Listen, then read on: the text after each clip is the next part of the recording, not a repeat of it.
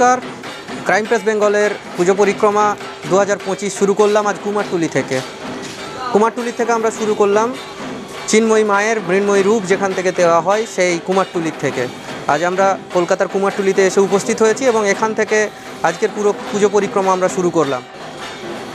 দেবীপক্ষের সূচনার আগেই আমরা দেখাবো আপনাদের যে কিভাবে একজন মৃৎশিল্পীর হাতের শৌখিনতায়, একজন শিল্পীর রঙের তুলির টানে কিভাবে মৃন্ময়ী মা চিন্ময়ী রূপে আমাদের এখানে এসে উপস্থিত হন, আমরা তাকে কিভাবে পুজো করি, আমরা কিভাবে এই আনন্দ উৎসবে মেতে উঠি।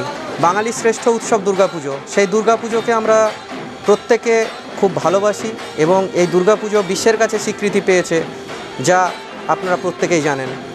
আপনাদেরকে আজ কুমোরটুলিটা ঘুরে দেখাই, চলুন আপনারা দেখতে থাকুন প্রথম দিনের পুজো পরিক্রমা কুমারটুলি থেকে।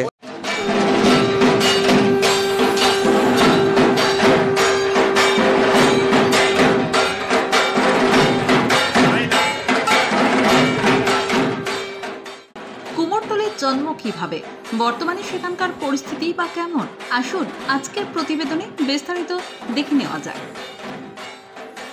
আকাশে বাতাসে পুজো পুজো গন্ধ, পাড়ার মোড়ে হোক বা বড় রাস্তার ধারে উকি দিচ্ছে শারদীয়ার ব্যানার ফেস্টুন। প্যান্ডেলের গায়ে চলছে শেষ মুহূর্তের আঁকিবুকি।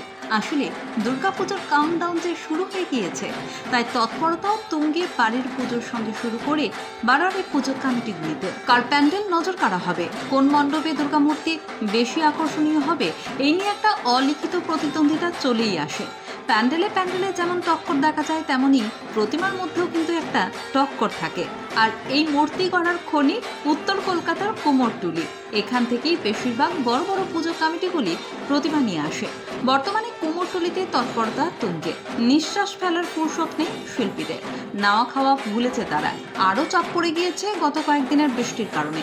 সেই সময় তো কাজ করে উঠতে পারেননি শিল্পীরা, তাই রাত দিন এক করে চলছে মূর্তি প্রস্তুতির কাজ। কুমোরটুলির অলিতে গলিতে এখন চরম ব্যস্ততা। কুমোরটুলির মূর্তি শুধু আমাদের রাজ্যেই নয়, রাজ্য ছাড়িয়ে ভিন রাজ্যে এমনকি বিদেশেও পৌঁছে যায়। সেক্ষেত্রে শিল্পীদের আরও সচেতন হয়ে কাজ করতে হয়। মূর্তি করা থেকে প্যাকেজিং সবটাই সারতে হয় স্বল্প সময়ের মধ্যে যত্নশীল হয়ে। যে কুমোরটুলিতে এত ব্যস্ততা, দিনে রাতে মাটি দিয়ে চলছে ভাঙা গড়ার যুদ্ধ, সেই কুমোরটুলির জন্ম কিভাবে? উত্তর জানতে হলে আমাদেরকে ফিরে যেতে হবে ইতিহাসের পাতায়, পলাশীর যুদ্ধে সময়কার প্রেক্ষাপটে। সেই সময় সুতানুটি এবং আশেপাশে বেশ কিছু এলাকায় বসবাস গড়ে উঠেছিল জমিদারদের।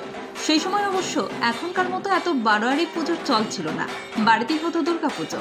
এই বাড়ি বাড়ি দুর্গাপুজোর প্রতিমা গড়তে আসতেন নদিয়ার মৃৎশিল্পীরা। প্রতি বছর এটাই ছিল তাদের দায়িত্ব। তবে এত দূর রাস্তা, এভাবে অনেকদিন পরিবার ছেড়ে থাকতে সমস্যায় পড়তেন মৃৎশিল্পীরা। তাই তারা করলেন কি, ওই এলাকায় কিছুটা জঙ্গল পরিষ্কার করে বসবাস করতে শুরু করলেন। সারা বছর যেহেতু মূর্তি করার কাজ থাকে না, তাই তারা বছরের অন্যান্য সময় মাটি দিয়ে বাজি বানাতেন। এরপর ধীরে ধীরে জনবসতি বাড়তে শুরু করে, বাড়তে থাকে মূর্তি তৈরির বরাত।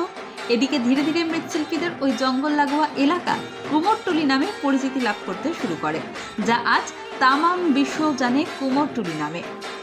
Bureau report, crime press Bengal. পুজো শুরুর আগেই প্রথম পুজো পরিক্রমা ক্রাইম প্রেস বেঙ্গলের কুমারটুলি থেকে। সৌরভ চক্রবর্তীর সাথে Amit Kundu, crime press Bengal news, Kolkata.